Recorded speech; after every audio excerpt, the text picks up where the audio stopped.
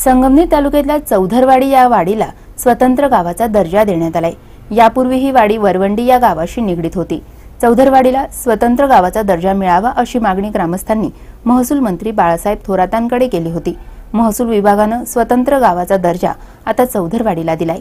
महसूल मंत्री बाळासाहेब थोरात यांच्या हस्ते स्वतंत्र 7-12 उतारे या गावातल्या ग्रामस्थांना देण्यात आले। याप्रसंगी प्रांताधिकारी डॉक्टर संदीप निचित, नायब तहसीलदार कृष्णा वालझाडे उपस्थित होते। संगमनेर तालुका विस्ताराने मोठा असून तालुक्यातील आणखी काही वाड्यांना स्वतंत्र गावाचा दर्जा देणार असल्याची माहिती याप्रसंगी महसूल मंत्री बाळासाहेब थोरात यांनी दिली। म्हणून आता विकासाच्या कामामध्ये चौधरवाडी अशा जागी बसलेलं आहे, 2 घाट चढल्यावर चौधरवाडी संपर्क चांगलं वर्णन केलं।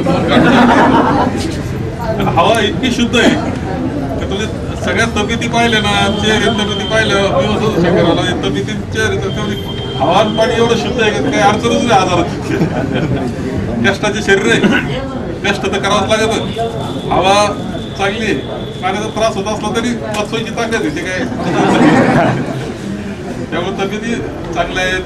माणसं जसे शरीराने निरोगी आहे तसे मनाला निरोगी माणसं आहेत, निर्मळ आहेत। हे वैशिष्ट्य आपलं निश्चितपणे आहे।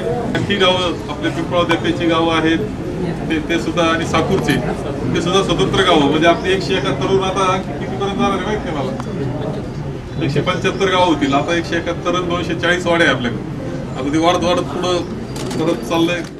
चौधरवाडीला गावाचा दर्जा मिळताच ग्रामस्थांनी फटाके फोडून आनंदोत्सव साजरा केला।